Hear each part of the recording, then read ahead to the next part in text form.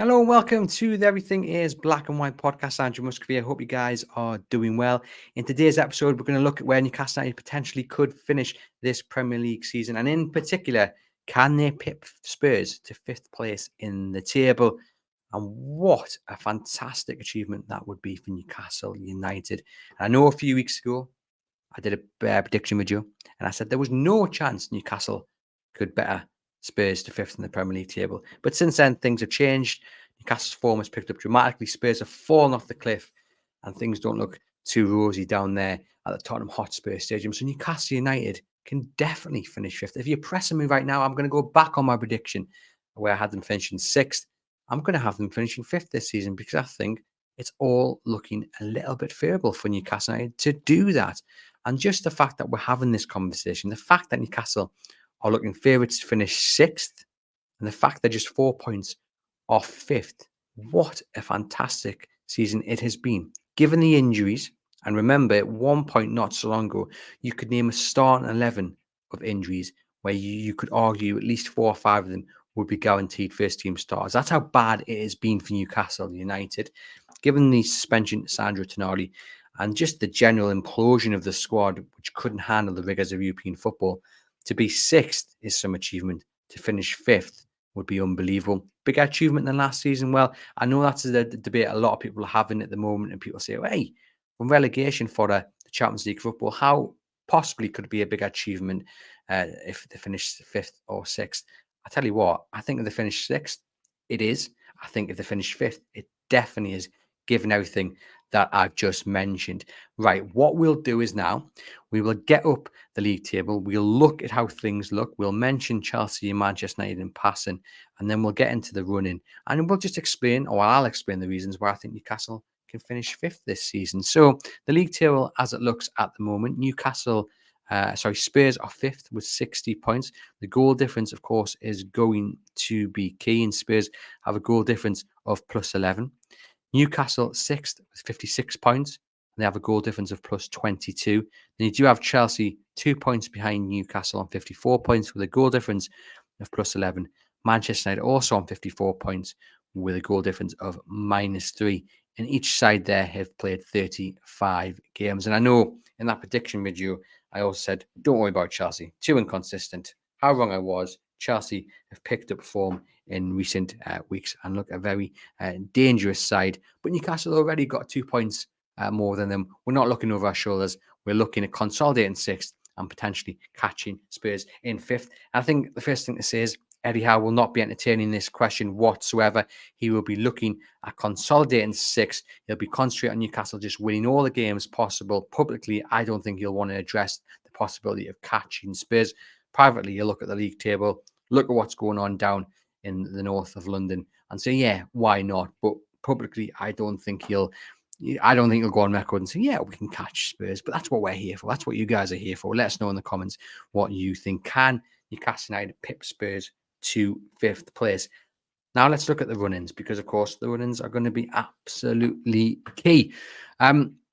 This Saturday, Spurs face Burnley at home. Newcastle face Brighton. Chelsea got Forest away, and Arsenal go to Old Trafford on Sunday. So look, Manchester United with Arsenal battling for the Premier League title, the way they were blown away by Crystal Palace in midweek, Ten Hag's future up for debate. And we're going to talk about injuries in the moment, but Man United decimated by injuries at this current time. You're betting Arsenal to win that game. Chelsea away to Forest. Forest know a win would really help secure their Premier League status. And Chelsea draw on the road. 4 of the last 6 have been draws away from Stamford Bridge. So I'm going to say that's going to be a draw. Brighton at home for Newcastle United. I mean, Newcastle at home are just an absolute beast, aren't they? Their home form is something special. I mean, the last 6 games, they've picked up 14 points, won 4, drawn 2, scored 19, and conceded just 7. Away from home, Brighton in the form table are 12th. They've played 6 and they've won just once, losing 3. So, look, Newcastle United at St James's Park, you were always betting on Newcastle United to win. And again, Brighton, okay, they beat Villa in the last round of games, but they're just so inconsistent. I mean, there wasn't too long ago that we were talking about them in the race for 6th, 7th, or 8th, and now they're falling away, haven't they? So Newcastle United, they will beat Brighton at home. Last home game of the season. Great atmosphere expected. Good old 3 o'clock kickoff. Newcastle United there to pick up 3 points. Burnley versus Tottenham. It's a really interesting one because on paper, it should be a Spurs win without a shadow of a doubt. Last 6 home games, they've won 4 at home and lost 2. We saw Newcastle United totally blow Burnley away at Turf Moor. Decent enough first 15 minutes by Burnley, but after that, Newcastle United got the first goal and just blew them away. They need a win to have any chance of surviving the drop this season. They play a nice football. I think, look, they'll get chances at Tottenham because Tottenham are very expansive. They leave gaps. And if they create a couple of the chances that they did against Newcastle at Turf Moor on Saturday just gone, they might find a goal or two at the Tottenham Hotspur Stadium. And that's the thing they will look to take advantage of. There seems to be a little bit of discontent, I think, amongst the fan base at Spurs. Look, I'm looking from the outside in. I don't know if that is the case, but looking from the outside in, there seems to be a little bit of discontent there. Could Newcastle United tap into that? Could Tottenham tap into that? Could Burnley even tap into that and find an early goal? Even just an early chance, I think, will rock the fan base at home at the Tottenham Hotspur Stadium and really set Tottenham for a difficult afternoon. And what I'm really intrigued about is the mood in the camp at Tottenham, because you look at Newcastle United, and one thing that never disappeared from the dressing room was the unity. The clue's in the name, Newcastle United. The unity has always been there. They fight for each other, these squad of players. They really do. They're competitive. Each player wants to play, but the underlying factor is the unity. Now, Spurs lost to Liverpool in the last round of fixtures, and you saw at half time 2 players arguing amongst themselves as they left the pitch to go in for the interval. That's embarrassing. That should not be happening. Keep that indoors. The goalkeeper had to pull one away to stop the other one kind of going head to head. It was ridiculous. That suggests things aren't all rosy for Tottenham Hotspur. And then afterwards, Ange Postecoglou did something that I will never understand. I never understand when a manager does this. He called out his own squad. When you have things to play for, what on earth is a manager doing? I will never understand it. And given what happened at half-time against Liverpool, given the fact that their form has dropped off a cliff, I mean, the last 6, Tottenham have picked up just 4 points. Granted, they've played some difficult sides, but nevertheless, for where they want to be, you were talking about them being title challengers not too long ago, picking up 4 points against the likes of Liverpool. I think they've played Man City as well, Arsenal. Not good enough whatsoever. So the mood is low. He's walked into the dressing room, right? I mean, let's paint a picture, fictional picture, potential reality. He's walked into the dressing room after that Liverpool game. He's seen 2 players arguing on the pitch. He's saw the opportunity for Champions League football gone, pretty much. I mean, look, they've still got a chance, but they're not going to do it. Aston Villa just need a win. Bearing in mind, 2 games ago, they were maybe looking favourites to get Champions League because they had games in hand over Aston Villa. Not going to happen. So that opportunity has gone. Started the season really strongly. As I said, people talking about them as title challengers. That went. Champions League football gone. Walks in the dressing room, players heads down. And then he's gone out to the cameras and he's talked about needing change in the squad. Let me read you the quote out. We need change. Change has to happen. You can't want to alter your course quite dramatically for this club because we went down a certain direction and now we're pivoting to a whole different direction. Expect the same people are going to be on that. It's just not going to happen. We've had 2 windows and we've had some development of players for sure. But when I say we've still got a long way to go, that's what I'm talking about. We can't be there yet because it's impossible to say you're going to have a drastic change and yet expect everyone to be on that journey. It's not for the want of trying. It's just that we're going to play a certain way. We're going to train a certain way. We're going to have a certain mindset. And that's not for everyone. And the same way, whether it's Liverpool or Arsenal, if you look at the beginning of their journeys, by the time they win competitions or have success, the team's almost unrecognisable. We've already made tough decisions. We let some experienced players leave. Some of those decisions aren't that tough because whether it's a player or a staff member, they realise themselves and say, you know what, I've got a better path somewhere else and you've got a better path here. I've got to change this squad. I have to because I've got to build a squad I think can play our football. For that to happen, there has to be exits. I mean, come on. What an unbelievable thing to say. Why on earth, right, has he done that? Why on earth has he called out his own squad? My mind is absolutely blown. I mean, imagine walking back into that dressing room after he's done that. Hey lads, unlucky today. Yeah, doesn't like we're going to get Champions League football. By the way, I've just told everybody, I've just gone out there and spoken to the public and said most of you are rubbish. I want to move you on in the summer. But go out and beat Burnley next week, will you lads, and qualify for the Europa League. Why do that? Do it privately. Don't do it publicly. Don't send a message to the owners or the fans. That just plays into Newcastle United's hands, that really. That's not going to improve the already low mood in the Tottenham Hotspur camp. That's just going to make it worse. Some people might say, well, look, I'll give them a kick on the backside. But if you read between the lines of what he said there, he's not looking for players to show a desire. He's wanting certain players that can suit his way of playing. So even if the players turn up and give 100%, it's a fair bet most of them will be out on their backside in the summer. I think it's an utterly baffling thing to do. But from a Newcastle point of view, you take it and you hope Burnley can tap into that, and you hope Man City and Sheffield United can get the better of them as well. You know, their Spurs' games to come, and just really dent the mood even further. And I think Burnley will do. I think Burnley will get a win. As I mentioned there, they've got Man City and they've got Sheffield United as well. So look, Man City, you'd say it's pretty much a foregone conclusion. It is at home, but again, I mean, if they've lost to Burnley, especially, things aren't going to be rosy. Man City obviously know that they win every game left of this season. They win the title. They know they have to as well, really. Sheffield United away, already down, bottom of the form table, concede goals like no tomorrow. They showed against Newcastle United that they can have a good spells in games. You know, they start games reasonably well and then fall off. They could have been 3-1 up at half time at St James Park a couple of weeks back. Away, Spurs would travel to Bramall Lane. And it's one of those games, isn't it? The last game of the season, of a horrible season for Sheffield United. They'll want to send their fans into the summer happy. They'll want to leave the Premier League, you know, putting on a good performance. On paper, Spurs should absolutely annihilate them, especially given there'll probably be something to play for still. But stranger things have happened. You know, they'll want to give the fans a good send off. So it's going to be a difficult game. Newcastle, of course, have got Manchester United away, and then Brentford. I mean, that Man United game is going to be absolutely crucial. The way they played against Palace, they're a mess. They're absolutely chaotic. And Newcastle United should be looking at that Man United game and thinking, yeah, 3 points there. Brighton are Chelsea's penultimate game away from home. Then they've got Bournemouth at home.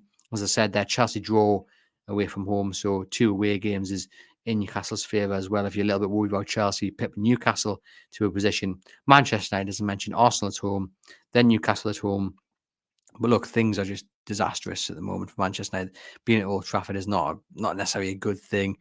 Brighton away, that's a tough run-in for Man United, really. They've probably got the hardest run-in of the teams around them, you'd argue. And injuries are going to be absolutely crucial here. Newcastle United are starting to get players back finally. Joe Linton came off the bench. They've had Harvey Barnes available for the last couple of weeks. Elliot Anderson available for the last couple of weeks. Callum Wilson back and scoring goals. Nick Pope back on the bench. They're starting to get key players back. Eddie Howe has options on the bench. Hallelujah. It's all we've wanted for the last few months, isn't it? Eddie Howe having game changers on the bench. He's got it now. And that is absolutely brilliant for Newcastle United, coming back right at the business end of the season. Joe Linton, we've missed him in that midfield. And, you know, a game against Manchester United, for example, that'll be absolutely key. I think he'll probably start that game and he will run that Man United midfield absolutely ragged. But then you look on the bench, Miguel Amiron hopefully will be back as well. He's got options on the flanks. Kieran Trippier hopefully back for the last couple of games as well. So, brilliant stuff for Eddie Howe to finally be able to change it up, to change the game within the game with potential substitutions. Elsewhere, you know, Spurs are missing a host of key players, as are Manchester United. I mean, Spurs missing the likes of Ben Davies, Timo Werner, and Destiny Udogie, who've been absolutely key for them this season, especially Udogie, been really impressed with him. Manchester United missing Harry Maguire. He's going to be out for 3 weeks, was the report. Martinez, looking unlikely to faced the run-in. Luke Shaw as well. There's a hope that he could be back for the last 3 weeks of the season, but he wasn't there against Palace. Rashford has had an issue after the Coventry game, and as of May the 2nd, Ten Hag couldn't tell the press when he'd be back in training. Scott McTominay is rated as 50% chance of being back for that Arsenal game on Sunday. Bruno Fernandes, 50% chance of being back May the 2nd. We had an issue with Bruno, so he's a doubt for Monday, which was the Palace game, but he will fight to be part of this game. He wasn't part of the game. Never ruled him out for any of the games. Martial, Lindelof as well. I mean, Maguire's probably the biggest miss of that Man United back line, isn't it? Which is strange to say because he's not really been one of those players that catches the eye, but this season he's done an okay job. And if you watch that Palace game, I mean, the back line of Evans and Casemiro, goodness me, a little bit disappointed actually that Casemiro put in such a bad performance and that Newcastle won't be able to take advantage of it because there's no way Casemiro can play at the back. Not a chance. I know he's not going to have too many options, Ten Hag, but he's going to have to find someone else to play because he was embarrassed by Mateta and Olise. It just looked like he didn't want to be there. He couldn't handle the pace, the strength. He was making some strange decisions. Clearly not a centre back, but he should have put in a better performance than that. Yeah, Man United away is key for Newcastle, and you're betting them to win. And as I say, them injuries to key players for Manchester United and Spurs are going to play into Newcastle's hands. You know, just at the time Newcastle are getting key players back themselves, and all these elements just suggest to me Newcastle United can finish 5th. And I said it months ago. When these players come back, Newcastle will finish the season strongly because they'll fit straight back into the Eddie Howe mantra and the way he sets up the style of play, and they'll be fit and he'll have options. And it's just wonderful. Wonderful to see. They will finish 5th, I think. Surely. Can they finish? I'm going to say they're going to finish 5th. And it would be a tremendous achievement indeed. I tell you what we'll do, just to end the show. Shall we do the little league predictor again? As we did a few weeks back. Let me just share the screen here for you guys watching. For you guys listening, I will just talk you through it as I do it. Let me just get the tab up and we'll finish the show with the league predictor. Where is it? Let me find. This is the one here. So hopefully you guys can see that on the screen. Let me just add it to the stage. There we go. You can see it. Hopefully, I'm going to put it on the full stage. There we go. Right. Let me do this. So, 11th of May, Aston Villa versus Liverpool. Villa at home. Decent. We'll go for a draw there. Bournemouth versus Brentford. Nothing game for Newcastle United, but we'll go for home win for Bournemouth. Everton versus Sheffield United. Home win for Everton. Fulham versus City. Away win for City. Man United versus Arsenal. Arsenal win. Newcastle versus Brighton. Home win for Newcastle. Forest versus Chelsea. Draw. Spurs versus Burnley. Cheeky little win for Burnley. West Ham versus Luton. Away win for Luton. All that chaos at West Ham will just play into their favour. I think Wolves versus Crystal Palace. Palace going really well, but I think Wolves are due a win. Arsenal versus Everton. Home win for Arsenal. Newcastle versus Brentford. What it's done is it hasn't realised that Man United are the midweek game. But anyway, Newcastle versus Brentford. Ooh. We're win for Newcastle. Man United versus Brighton. Brighton at home. We'll go away win for Manchester United. Burnley versus Forest, away win for Forest. Chelsea versus Bournemouth, home win for Chelsea. Palace versus Villa, win for Palace at home. Liverpool will beat Wolves. Luton versus Fulham, draw for those two. West Ham to lose to Man City. Sheffield United versus Tottenham. As I've just spoken about, isn't Newcastle biased by saying we're expecting a difficult game from Sheffield United to see the season out? Probably a little bit.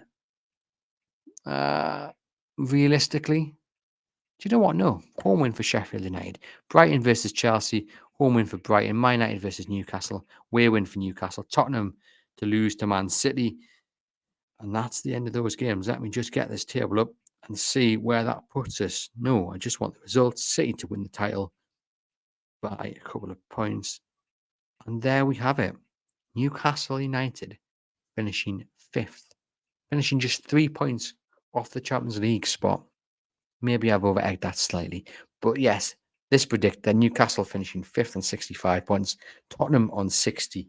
Chelsea on 7th with 58 points. So I've got them picking up 4 points. Manchester United 8th on 57. I've got them picking up 1 win.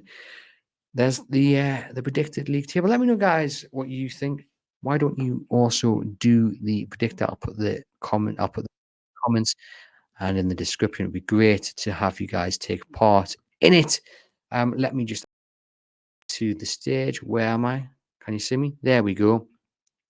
But thank you very much for tuning in. I hope you guys have enjoyed it. Can Newcastle United finish 5th? Let me know in the comments what you think. I'm betting them to do so. Let's finish the season positively. Everything rolling in their favour. Key players back in form. Teams around them imploding. Not in a good shape. Not in a good spirit. Chelsea aside. Manchester United and Spurs looking down in the dumps. Newcastle United can definitely, take advantage of that. Of course, they can't affect it. They can hope that Burnley, City, and Sheffield United can beat Spurs, and Newcastle United just do what they can do: pick up points, keep winning. And I think 5th could definitely be in their grasp. It is in their grasp, definitely be achievable. Hope you guys have enjoyed it. Hit subscribe, give us a like, give us a subscription, and we'll see you guys very soon.